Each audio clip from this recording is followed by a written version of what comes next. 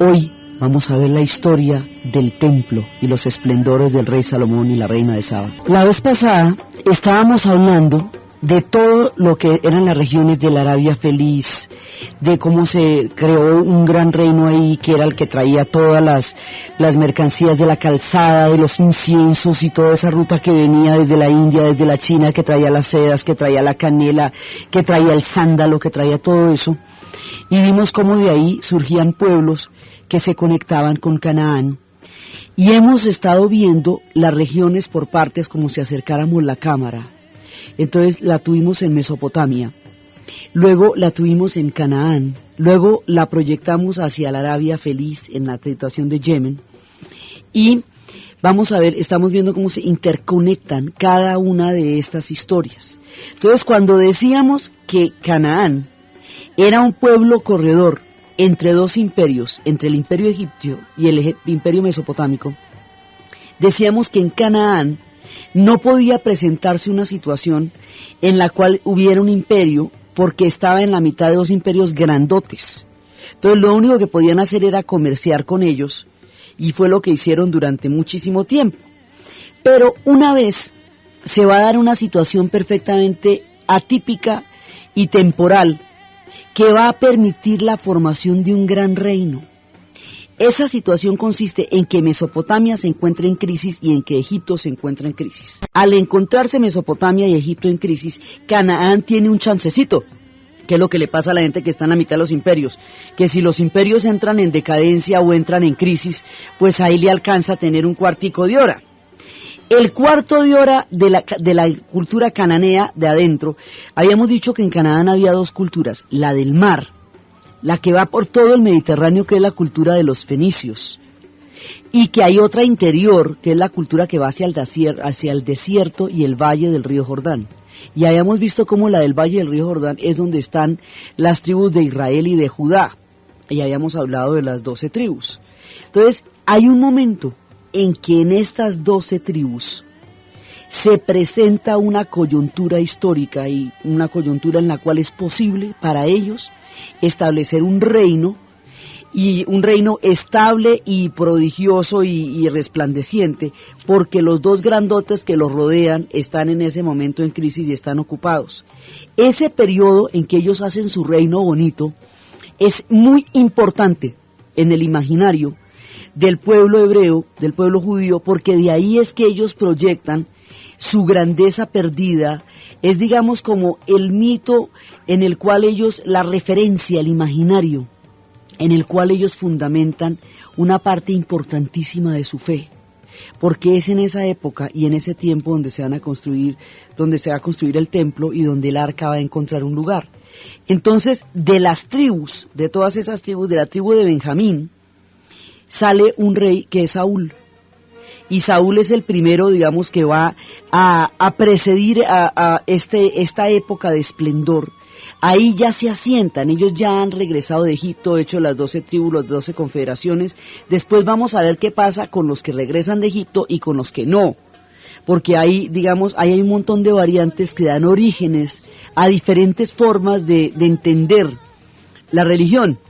Como este es el pueblo donde surgen las religiones monoteístas, la mayoría de los referentes universales vienen de ahí, porque ellos son los que van a tener esa idea del mundo, el monoteísmo. Entonces viene Saúl, que es de la casa de Benjamín, y después viene David, que es el rey de la casa de Judá. Y David es un personaje que es muy importante en toda la referencia del mundo judío. Él viene de la casa de Judá.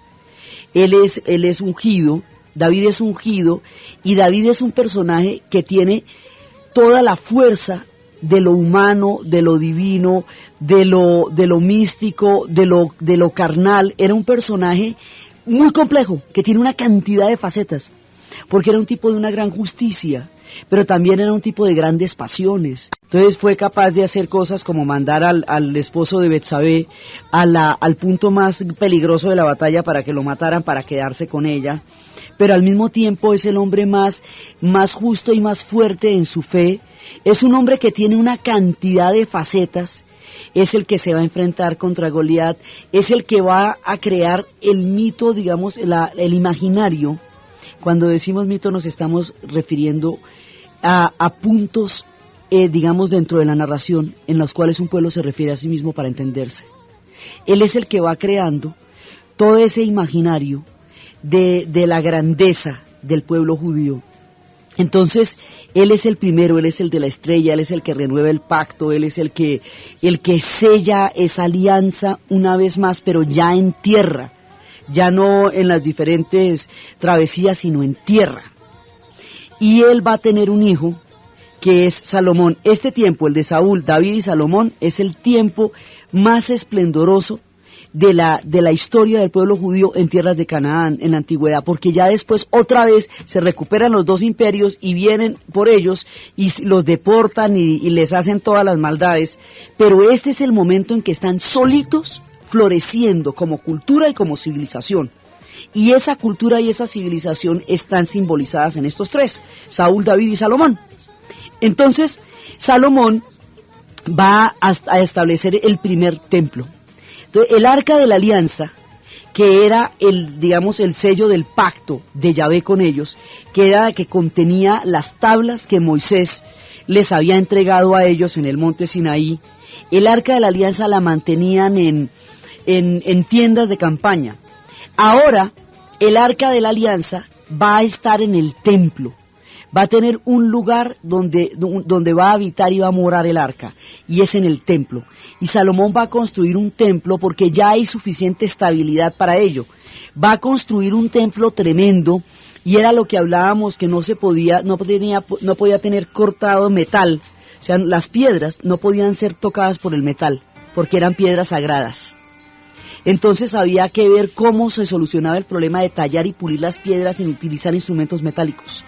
Entonces fue cuando le contaron la historia de que había un gusano que producía esos efectos en la piedra, que era Shema, y se consiguen los gusanos que eran los que renovaban la vida en el desierto, y habíamos hablado cómo esta referencia se va a ver potenciada en una novela que se llamará Duna, una historia del desierto del planeta Arrakis, escrita en 1970 por Frank Herbert, que se va a convertir en un tratado del poder, la religión, el mesianismo y la naturaleza humana, absolutamente prodigioso. La mayoría de los referentes de esa novela Duna están inspirados en todas estas miradas sobre el mundo, y estos gusanos le van a dar al templo la posibilidad de que las piedras queden talladas de manera perfecta.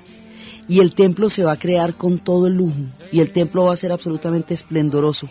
Ese es el primer templo. Ese templo va a dar el testimonio de su grandeza y de su pacto con Yahvé. Más adelante, cuando los babilonios vuelvan sobre ellos, destruirán ese templo y será el primer éxodo. Y luego lo vuelvan a volver a construir en tiempos de los persas, y el segundo templo es el que le van a destruir los romanos. Y lo que queda, lo que se ve, el muro de las lamentaciones, son los cimientos de ese templo, del primero y del segundo, es lo que queda. Pero esa es la referencia más importante que ellos tienen de su pacto, por eso es fundamental, y queda por supuesto en Jerusalén. Entonces la construcción de la parte más importante de ellos está en esta época. Entonces Salomón está haciendo ese templo, y Salomón es un hombre famoso por su sentido de la justicia, por ser un excelente gobernante, por tener un sentido muy profundo de su pueblo y de su fe. Y alrededor de Salomón viene una leyenda que es absolutamente hermosa, que es la leyenda de la historia de Salomón y la reina de Saba. Entonces resulta que esta leyenda arranca tiempo atrás, ahí hay una especie de flashback, arranca tiempo atrás y nos empata en el momento de los esplendores del rey Salomón, y ese tiempo de donde arranca y la parte de donde van a surgir estos protagonistas idílicos es lo que vamos a ver después.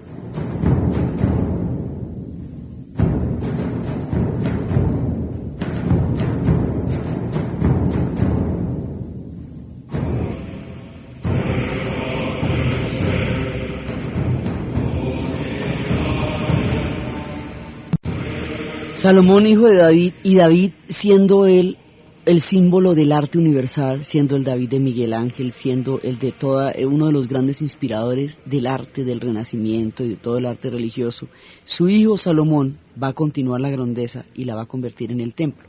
Entonces, para que se encuentre con la reina de Saba, va a haber toda una cantidad de procesos. Resulta que Tiempo atrás, en el momento en que se está jugando la salida del pueblo de Israel, del pueblo hebreo de Egipto, hay una serie de divergencias, digamos, cuenta la leyenda, que hay quienes se van a quedar, que dentro del mismo pueblo hebreo hay una facción del pueblo que se queda, porque los egipcios les ofrecen excelentes condiciones para que se queden, porque son orfebres. La leyenda dice que una parte del pueblo hebreo se quedó, y que la otra salió. La parte que sale, que es liderada por Moisés, y que es sometida a todas las pruebas para poder liberar a su pueblo el faraón, ellos salen hacia el mar. El pacto era que ese asunto de la liberación del pueblo hebreo no iba a pasar por la intervención de los dioses ni de Yahvé, sino que era un asunto entre hombres. En el momento en que ellos abandonan, porque ya les han dicho, bueno, sí, ya pasaron todas las 7 plagas y todo, váyanse, pero váyanse humanamente, sin intervención de dioses.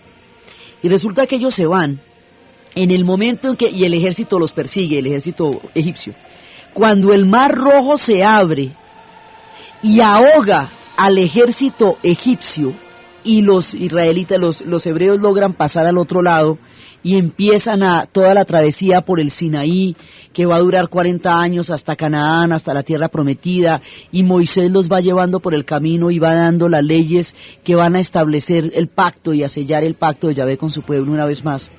Cuando eso pasa, los egipcios consideran que ahí hubo trampa porque hubo una intervención divina y habíamos quedado en que eso era un asunto entre hombres. Entonces, lo que hacen es que desatan la furia contra la comunidad hebrea que había permanecido en Egipto. Y dicen que los van a ahogar de la misma manera que el Dios de ellos había ahogado al ejército egipcio. Entonces lo que proponen es que los van a llevar a todos al mar y los van a ahogar, pero son miles, son bastantes, entonces eso no es fácil.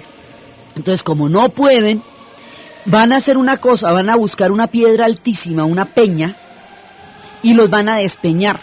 Entonces ellos le piden a Yahvé que oculte la peña para que no puedan hacer eso.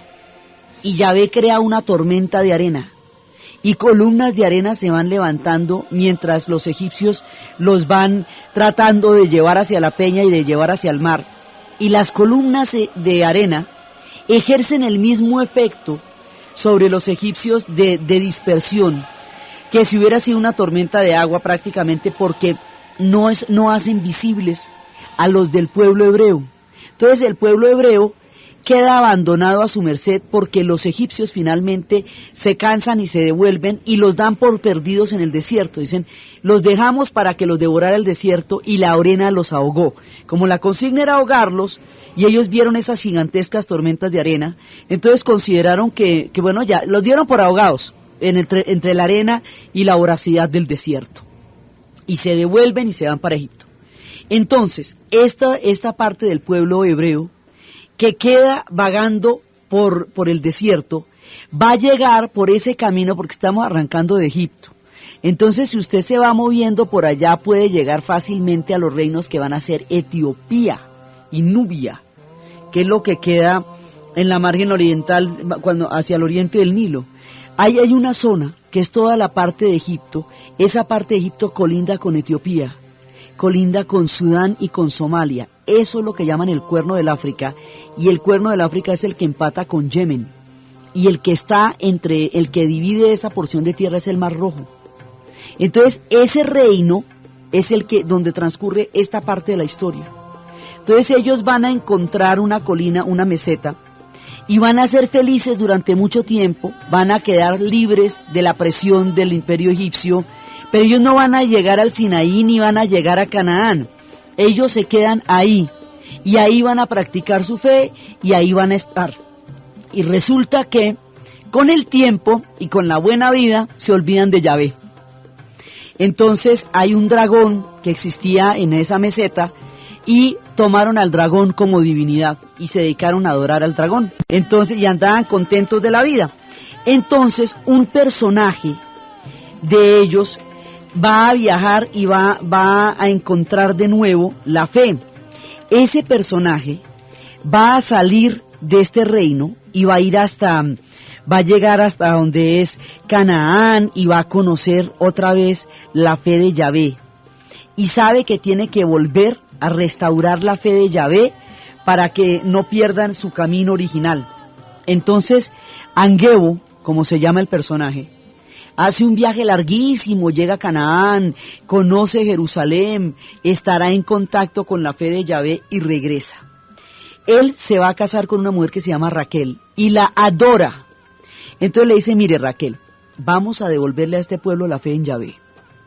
Pero entonces vamos a hacer la siguiente cosa, vamos a derrotar al dragón y vamos a demostrar cómo el dragón es menos poderoso que Yahvé.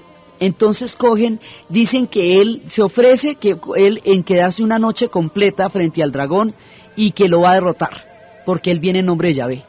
Entonces la trampa que hacen es que se consiguen un cordero que está bañado en una leche que tiene veneno para que el dragón se lo coma y se muera, y al otro día aparezca derrotado y comprueben la superioridad de Yahvé. Raquel es la que le va a llevar el cordero a Angebo, y de esa manera Angebo se va a salvar y va a probar la superioridad de Yahvé sobre la del dragón. Y así lo hacen, y así pasa, y el dragón aparece muerto y tal, y entonces inmediatamente ellos recuperan la fe en Yahvé por la superioridad que en ese momento está demostrando sobre el dragón. Ese pacto, y esa manera de recuperar la fe, Angebo la reconoce con un pacto de amor eterno y de fidelidad absoluta a Raquel. Angebo no va a tener nunca más otra mujer. Y resulta que Raquel no tiene hijos varones. Raquel tiene solamente una hija que se llama Memet, a la que van a rebautizar Maqueda. Esa hija es la única que hay entre ellos dos. Entonces los sacerdotes le piden a Angebo que repudie a Raquel, tome otra esposa y tenga con ella un hijo varón que presida ese reino. Él no lo va a hacer nunca. Entonces dice, ella va a ser reina, Maqueda va a ser la reina.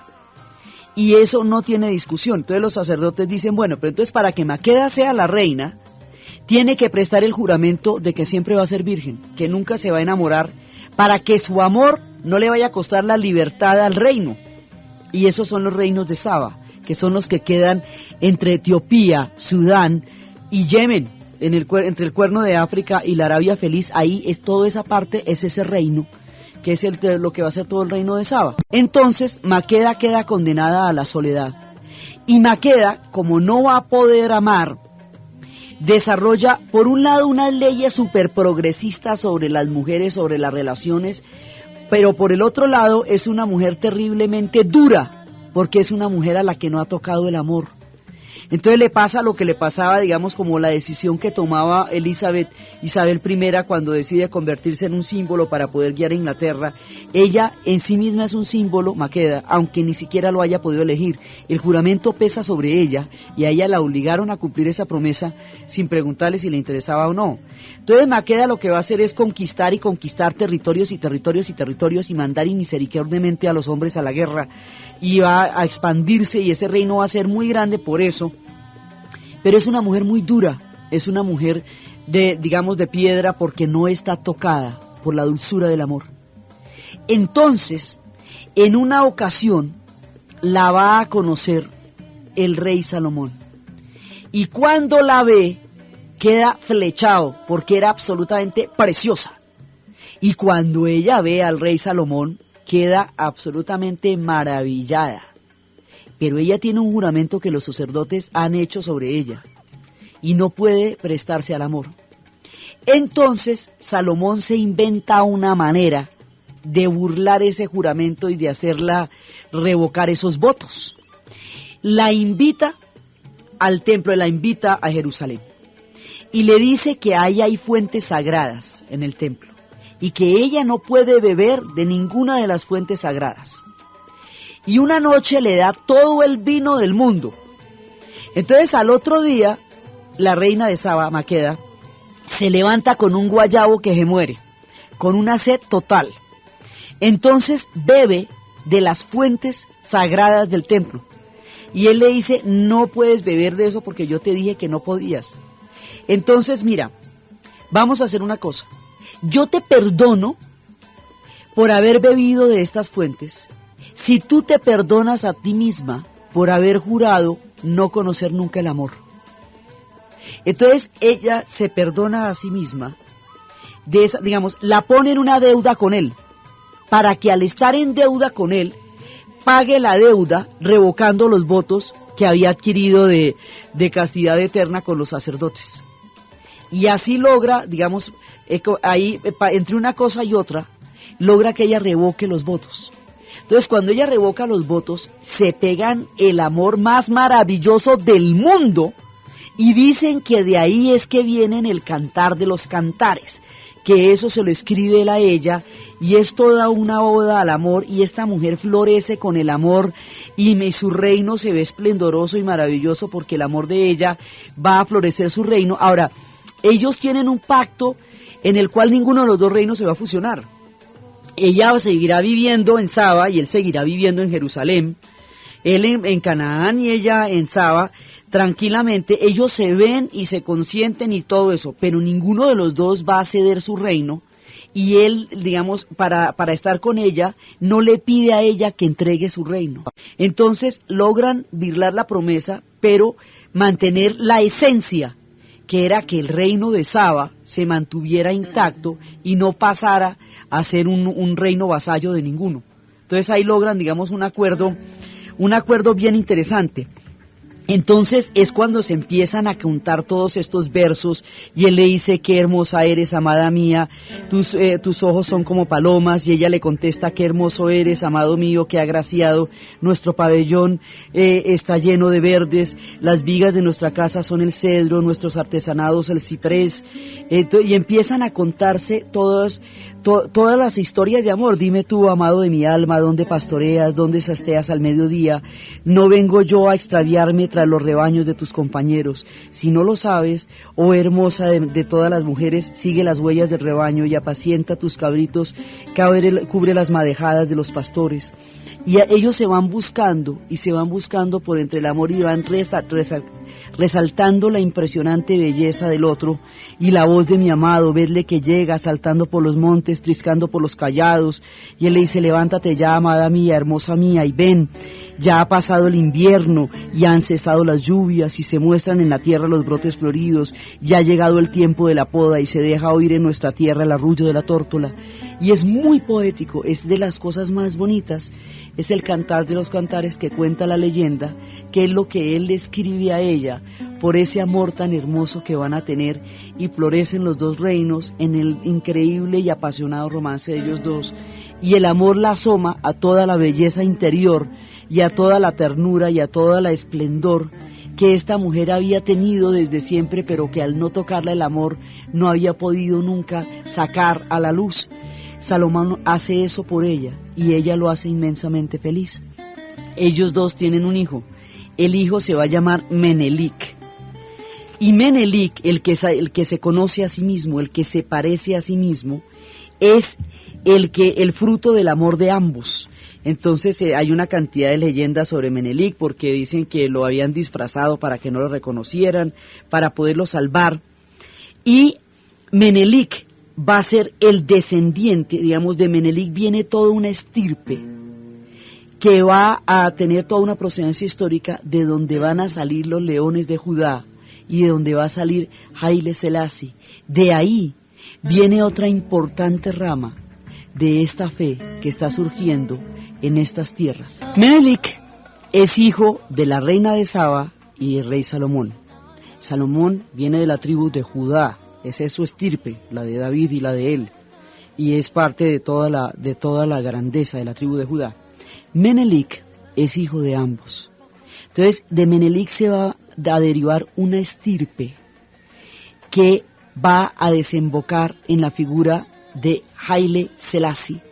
Y Haile Selassie, el león de Judá, el rey de reyes, el hombre que va a dar el símbolo del mundo etíope y de la continuidad histórica de Etiopía, es el padre espiritual, el padre simbólico de una religión que se va a hacer visible hacia los años 70 del siglo XX, una religión que se llama el rastafarianismo, los rastafaris, que vienen del rey Salomón, de la reina de Saba, de Menelik, de Haile Selassie, y que van a tener en la figura de Bob Marley el representante más conocido, y en la idea del rey, del león de Sion. Sion es la colina sobre la cual se había construido, sobre la que se construyó el templo de Jerusalén. De Sion, de Sion, de esa tierra que ellos proclaman. Ellos son herederos de ese reino, porque además ese fue el único reino, el reino de Etiopía, fue el único reino que no fue esclavizado durante toda la época de la esclavitud en África. Entonces, una comunidad de Jamaica se va a proclamar heredera histórica y simbólica de esta estirpe, de la hierba que florecía en la tumba del rey Salomón, que era la hierba ganja, de lo que va a ser la figura de Haile Selassie, y vienen es por la vía de Menelik. Entonces ellos hablan de Sion, como la tierra donde ellos viven en consonancia con su fe y su espíritu. Y hablan de Babilonia como la tierra a donde fueron llevados en la dispersión y en la diáspora. Hablan de Babilonia como las tierras donde están en exilio frente a civilizaciones poderosas con alto grado de vicio y de corrupción. Y ellos se refieren en la actualidad a la Babilonia como las grandes capitales, como Nueva York, como Londres, como París, que es donde se encuentran muchos de ellos. Se sienten que ellos están en el exilio de Babilonia, y hablan de que ellos escuchan las voces de Rasta, ellos escuchan las palabras del hombre Rasta decir: Babilonia, tu trono ha caído, tu corona ha caído. Ellos escuchan las palabras del yo Dios hombre, que es como ellos se refieren a sí mismos, yo como persona, como el Dios que hay en mí, como lo divino que hay en mí, I and I, dicen ellos, de I and I say. Entonces ellos desarrollan toda una mirada. Ellos escuchan el ángel de los 7 sellos decir que la corona de Babilonia ha caído. Y escuchan que el Señor les dice: vete volando a la casa de Sión, vete volando a su casa. Y los hombres irán volando. Una mañana resplandeciente, cuando mi trabajo esté terminado, los hombres irán volando. Una mañana resplandeciente, irán volando hacia la casa de Sión. Y así es como ellos se ubican históricamente y simbólicamente en el retorno a una espiritualidad que ellos tienen dentro de su alma y que se ve permanentemente puesta a prueba por lo que es sobrevivir y vivir en la Babilonia, que es como ellos llaman el mundo. Por eso una gira que hace Bob Marley por los Estados Unidos se llama Babylon by Bus, es decir, Babilonia en bus, porque es un recorrido por lo que ellos llaman la Babilonia. Y cuando ellos hablan del éxodo, ellos hablan del éxodo de la gente de Jehová, de Yahvé, the movement from Jah people. La gente de Jehová, que son ellos, va a completar un éxodo para poder retornar a sus orígenes. Y esos orígenes están en esas tierras. Entonces dice que el éxodo es el movimiento de la gente de Jah, el movimiento de la gente de Jah que tiene que regresar. Y así es que Bob Marley habla. Todo esto son referencias a esa conexión que ellos establecen entre Menelik, entre el reino de Salomón, entre la reina de Saba, entre Sión, entre Jerusalén y entre su propia herencia espiritual. Entonces, ellos son procedentes de de toda esta estirpe, y reivindican una alta espiritualidad que manifiestan a través de la música y que se va haciendo universal en la medida en que va a cubrir ya después a toda la población de África. Pero los que acuñan esta herencia son una comunidad de Jamaica a comienzos de los años 20, y la van a dar a conocer cuando esa comunidad sea expulsada de los campos y vaya a las ciudades, y en los guetos de las ciudades encuentre a los músicos de Trench Town, y entre los músicos de Trench Town y los cantos de Babilonia que ellos llevan en su corazón vaya surgiendo el ritmo a través del cual se conoce esta herencia histórica, que es el reggae, que es el que estamos escuchando. Y Bob Marley se va a volver el representante que más el mundo va a conocer con mayor difusión de todo esto. Va a ser como una especie de profeta que cuente al mundo el legado del pueblo de donde él viene. Entonces, por Rastafari, Ras es la tribu, Tafari es gobernante, y la idea del león de Judá está simbolizada por esa forma en que tienen el pelo. Eso se llaman locks, esas trenzas se llaman dreadlocks.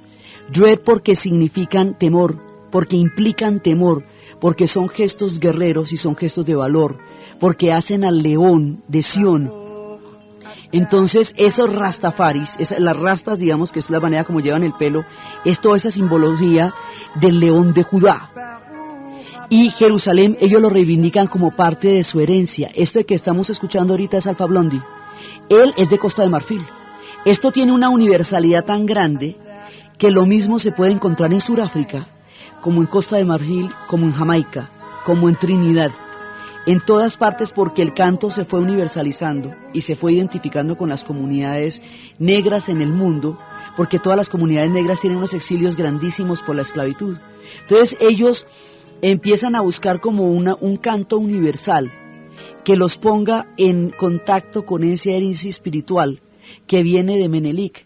Por eso para ellos Haile Selassie era la figura simbólica de toda esta espiritualidad y toda esta resistencia. Entonces aquí están hablando de Jerusalén como la ciudad de la revelación, como la ciudad sagrada. Baruch atah Adonai es como es el primer saludo, el saludo hebreo al Señor. Shalom Aleikum o Shalom Aleikum es el saludo musulmán y es el saludo hebreo. Habla de la Biblia, del Corán, de la revelación en Jerusalén. Dice Jerusalén, aquí estoy, Jerusalén, yo te amo.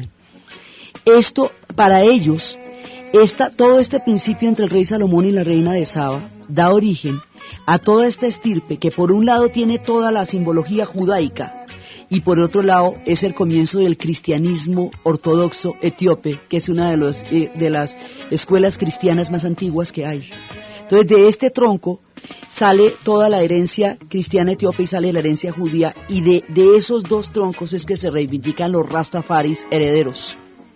Entonces ellos llevan toda esta simbología, llevan la simbología de un pueblo que no fue esclavizado, llevan la simbología de un pueblo que enaltece una espiritualidad profunda y que está en un permanente exilio, porque el retorno a su espiritualidad se dará el día que caigan los reinos de la Babilonia. La Babilonia, como ellos, la situación de ellos en la Babilonia es de una situación de exclusión total.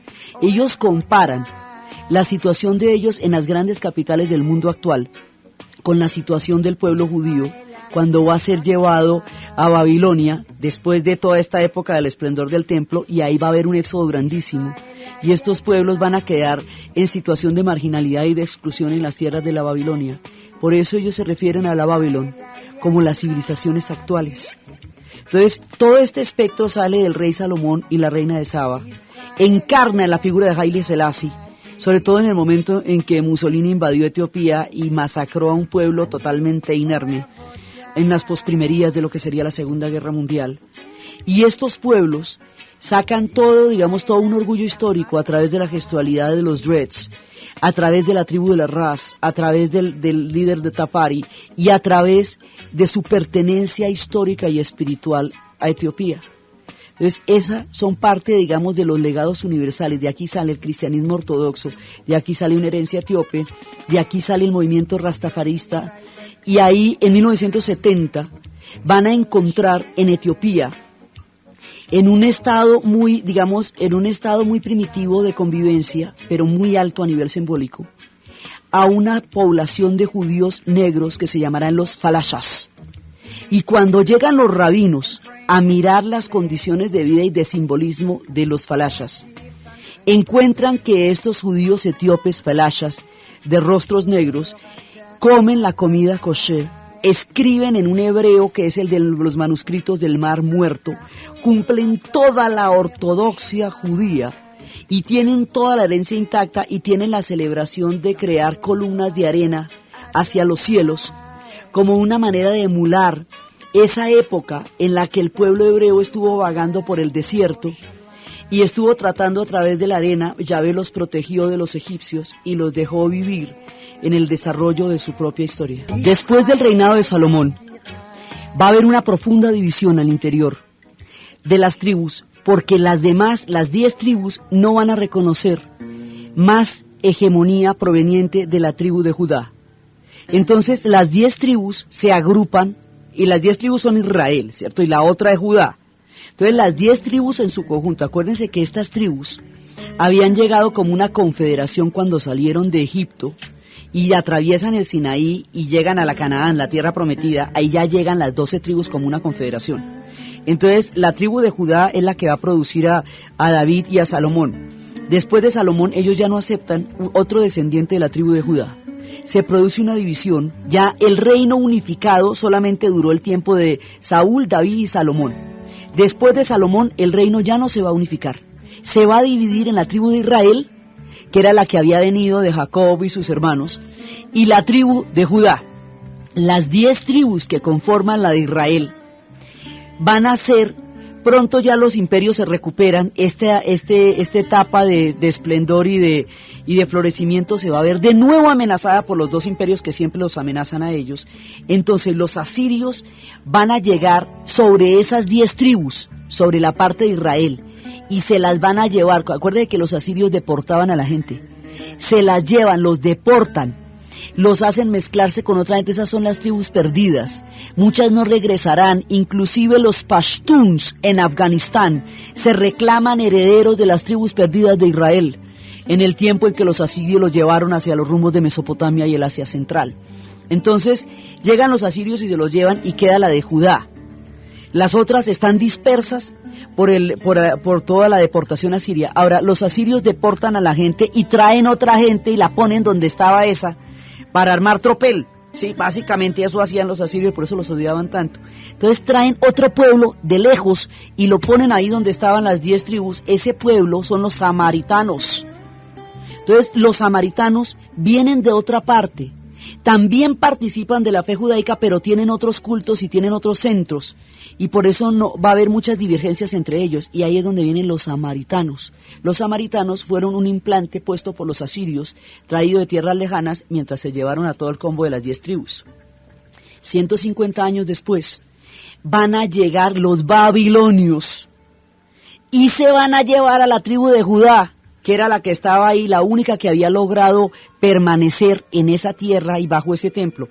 Se la llevan, destruyen el primer templo, el templo de Salomón lo destruyen. Se llevan a toda esta gente a un éxodo larguísimo, a una primera diáspora en la Babilonia.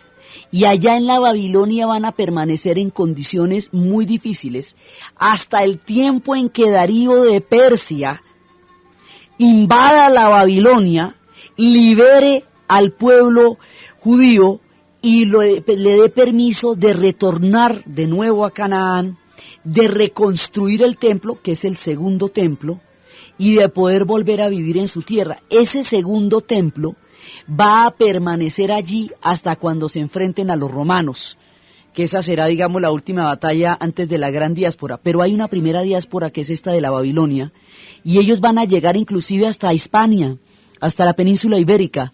Ahí, por todas partes van a llegar en este primer éxodo, y ellos se dan cuenta, por la política de la deportación que tienen los asirios, y por la deportación que les han hecho los babilonios, y la destrucción del templo, que si ellos se mezclan con otros pueblos, que se olvidan sus ritos, que se olvidan sus costumbres, desaparecen como pueblo. Entonces ahí es cuando ellos entran en una, digamos, empiezan a tener la constante histórica de no mezclarse, de no casarse con gente de otra religión, porque la religión judaica va por la vía de la madre, y de no olvidar sus costumbres. Van a tener que llevar el pueblo en su corazón, su tierra en su corazón, porque van a estar privados de ella durante mucho tiempo, y de ahí en adelante los exilios los asolarán una y otra vez a lo largo de la historia, y después el exilio más largo será en Occidente. Pero en este momento, al estar en Babilonia, se hacen perfectamente conscientes de la importancia de mantener estrictamente todos los ritos de su fe, de obedecer cada una de las fiestas, de celebrar el Hanukkah, de celebrar el Rosh Hashanah, de celebrar todo eso, porque eso los hace a ellos una nación, porque la fe y el pacto con Yahvé es lo que sella su condición de existencia sobre la tierra. Entonces viene toda la época de Babilonia, y solamente hasta cuando Ciro suba, porque es que después, acuérdense que el imperio persa termina unificando toda la antigüedad, Entonces los persas, que están casi en el extremo de nuestra mirada al mapa, porque estábamos viendo lo que era Canaán, estábamos viendo lo que era la Arabia, estábamos viendo lo que era Egipto, Nubia y Somalia y Etiopía y Eritrea, que es lo que hemos visto hoy, y por el otro lado, en el límite de Mesopotamia, en la parte norte del límite de Mesopotamia, empiezan las mesetas de Irán, y ahí es cuando se van a unificar unos pueblos que serán los persas, que tienen los persas como los griegos los nombraron, pero ellos tienen muchos nombres, son medas, son partos, son parsúas, son aqueménidas, son sasánidas, son los mismos persas hoy llamados iraníes y desde entonces llamados iraníes. Entonces cuando viene toda la grandeza de Jerjes, de Ciro y todo eso, Ciro le permite, ellos también, los persas también son monoteístas porque ellos creen en Ahura Mazda y creen en Zoroastro. Entonces ahí viene otra rama monoteísta.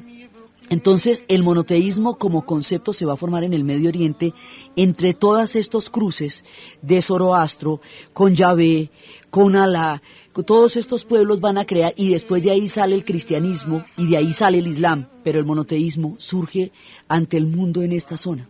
Entonces los persas, que también son monoteístas, les van a permitir a ellos regresar, reconstruir el templo y tener otro periodo de vida, pero los que van a regresar son la tribu de Judá. Las 10 tribus de Israel quedaron totalmente perdidas después de la deportación a Siria y no se sabe de ellas. Muchos pueblos reivindican una pertenencia histórica a estas 10 tribus perdidas. Y la tribu de Judá, siendo la única que va a sobrevivir a las deportaciones, va a mantener su unidad espiritual como su más preciado patrimonio. Entonces, esta tribu de Judá se va a tener que enfrentar a diferentes dominaciones. Entonces después llegaron en tiempos de los persas, pues por supuesto hay guerras contra los griegos, y cuando los griegos intentan imponer sus costumbres sobre el pueblo hebreo, sobre Judá, ahí es cuando estalla la rebelión de los macabeos, porque ellos no van a permitir, digamos, de ahí en adelante ellos no van a permitir que nadie imponga costumbres o fe alguna sobre ellos, porque si lo permitieran desaparecerían. Hay siempre dos tendencias, una tendencia cosmopolita, que es la que se relaciona con los demás pueblos, y otra tendencia que es la que se cierra en torno a sus costumbres para poder sobrevivir. Entonces ellos van a pasarla bien durante el tiempo de los persas, van a tener problemas con los griegos porque los griegos van a tratar de imponer sus costumbres porque ellos helenizaban a todo el mundo, y a los judíos no los van a poder helenizar. Entonces, se les llama tanto porque son de tantos nombres, porque son hebreos por Abraham, porque son israelitas por el reino de Jacobo y de Israel y las 10 tribus, porque son judíos por el reino de Judá, por eso se les llama de muchas maneras, pero es el pueblo de Yahvé. Entonces, este pueblo de Yahvé después va a convivir con los griegos, cuando los griegos intentan helenizarlos, ellos no lo permitirán, y van a tener la rebelión macabea, y luego Grecia va a formar parte de Roma, Persia estará siempre en los límites con Roma, y en el momento en que los romanos empiezan a mandar sobre la zona de Canaán, ahí sí vamos a tener verdaderos problemas, porque los romanos van a exigir como condición para ser provincia del imperio que reconozcan alguno de sus dioses, por lo menos alguno. Los judíos no pueden reconocer ninguno de los dioses, porque si lo hacen, rompen el pacto con Yahvé, que es lo que les da a ellos la identidad histórica. Si usted no reconoce los dioses, está burlando al imperio. Los judíos no pidieron ser provincia del imperio romano, no pidieron la membresía, fueron invadidos por las legiones romanas que se extendieron sobre el Mediterráneo hacia la tierra de Canaán. Entonces todas estas tierras de Egipto, de Nubia, de Canaán, van a formar parte del imperio romano ahora, formaron parte del imperio persa, formaron parte básicamente del imperio persa que unifica todo, y los persas van a entrar en protagonismo con este mundo por la vía del sometimiento a un gran imperio. Pero luego, límites de ese imperio van a quedar bajo la dominación romana. Entonces, una parte de estos pueblos del Medio Oriente va a seguir durante mucho tiempo bajo el imperio persa, y otra parte se va a ver bajo el imperio romano. En la tierra de Canaán, el imperio romano va a mandar. Y en la tierra de Canaán, donde están los judíos, ellos no van a poder reconocer ningún otro dios. Además, ahí sí están solitarios en su monoteísmo. Entonces, los romanos van a intentar de todas maneras que haya ese reconocimiento, porque si usted no reconoce a los dioses del Olimpo, usted no está reconociendo a los romanos. Y los romanos eran bastante tolerantes con los pueblos que tenían bajo sus provincias, inclusive había un marco de autonomía grande en la medida en que los gobernantes eran locales. Había unos delegados romanos, pero el resto de los gobernantes eran locales y las costumbres se mantenían y todo. Lo único que los romanos no permitían bajo ninguna circunstancia y que era de toda gravedad era la rebelión. Eso sí, mejor dicho, la idea era que no contara el cuento quien pensara rebelarse contra el Imperio Romano, y de eso se encargaban. El pueblo judío va a verse llevado a los límites de la rebelión por el monoteísmo contra un imperio completamente politeísta, en donde ninguno de los dos puede ceder. Ni el imperio puede ceder a reconocer el monoteísmo, porque inmediatamente estaría poniendo en cuestionamiento sus propios dioses, que eran su mayor poder, ni el pueblo judío puede reconocer ninguno de los dioses del Olimpo sin incumplir el pacto con Yahvé, que es su condición de existencia histórica. Estas tensiones van a llegar a puntos verdaderamente increíbles, van a llegar a mucho tiempo de enfrentamientos. En el tiempo de estos enfrentamientos va a surgir otra variante de las religiones monoteístas, que es la figura de Jesús, que unos van a considerar el Mesías y otros otro de sus profetas. Los que lo consideran el Mesías van a escindirse de la religión judía y van a seguirlo y se convertirán en cristianos. Y los que no lo consideran el Mesías sino uno de sus profetas y aún esperan el Mesías, permanecerán dentro de la fe judía. Y unos y otros, tanto los cristianos como los judíos, van a enfrentarse con los romanos por lo mismo, porque están buscando y defendiendo la fe en un solo Dios frente a un imperio que es politeísta y que no va a tolerar estas posturas porque ponen en jaque su poder. La manera como esto va a llegar a un punto de no retorno, que va a romper la posibilidad de vivir allá, la expulsión de los judíos, la diáspora, la destrucción del templo, la epopeya de Masada, toda la caída de lo que esto va a significar, su diáspora en Occidente, y cómo se van dando las diferentes historias, y cómo en los pueblos de Arabia llegará de pronto otro profeta que traerá otra fe, y todas estas historias que se mueven en este mundo fascinante del Medio Oriente, lo que vamos a ver en el siguiente programa. Entonces, desde las mesetas de Etiopía, desde las tormentas de arena, desde la belleza de la reina de Saba, desde la romántica y maravillosa y poética astucia del rey Salomón, desde las herencias de los Rastafaris, desde la búsqueda del pueblo judío de su unidad, desde los tiempos del esplendor del templo, desde los reinos que reivindican como los puntos más altos de su historia y de su fe, en la narración de Ana Uribe y en la asistencia técnica César Moreno, y para ustedes feliz domingo.